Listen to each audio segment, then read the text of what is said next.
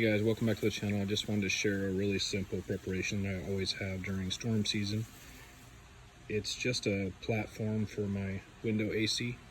So the way that we're set up is we have a portable generator, and when the power goes out I can set it up pretty quickly. I've got a transfer switch and a receptacle, and once I've got that powered up, then I can pop a window AC in.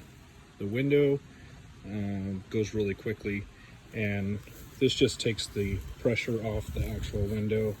Again, pretty simple. It's actually pretty sturdy. I just leave it in place for most of the season.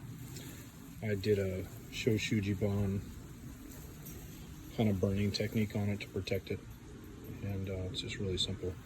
But you're not worried about it tearing up your window when you have an outage and you're trying to keep at least one room cool. So hope that helps you guys, and have a great day.